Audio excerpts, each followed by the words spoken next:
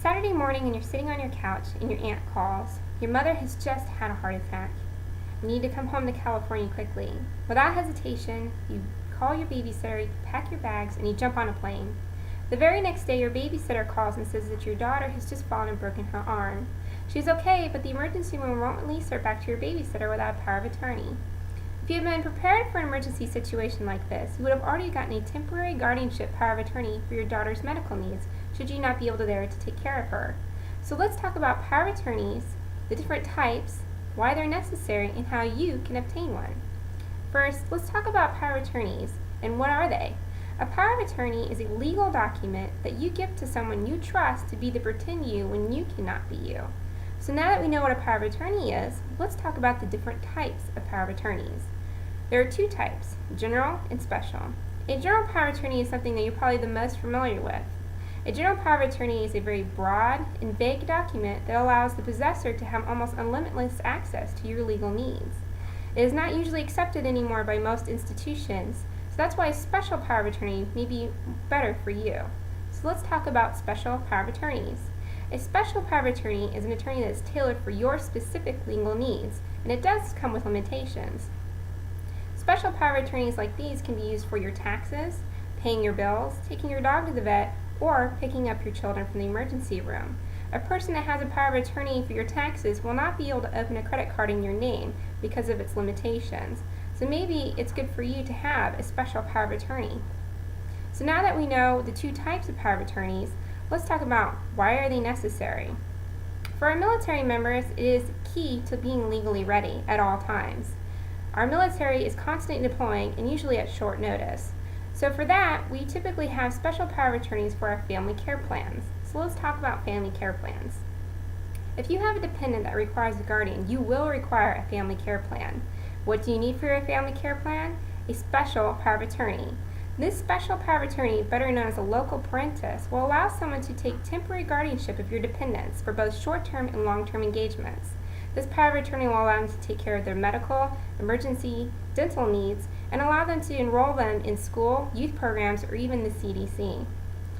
Also, for our military members, being focused at the mission at hand is the most important thing.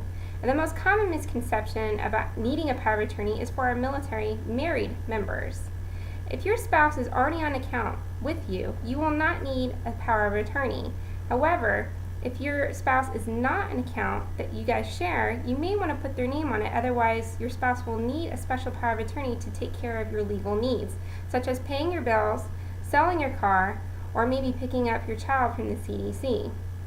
You might want to talk to your local JAG to see if you require one of these documents.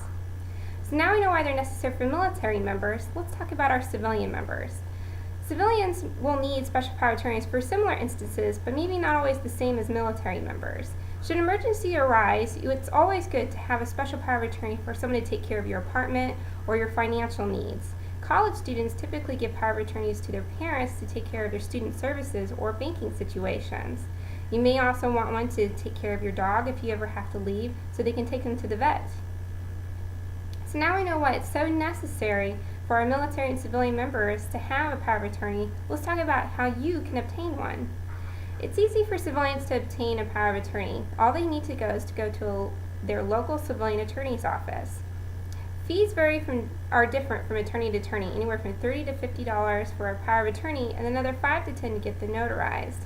Unfortunately for civilians, power of attorneys do come at a cost. If you can obtain a power of attorney online, you can usually take your document to your local bank to have it notarized. A notary is someone who verifies who you are by identification, so they know that the person signing the document is in fact you, and that you are in fact giving this power of attorney to someone else. You may want to ask your local bank if they will allow a free notary if you are a member. For our military members, power of attorneys are free all the time.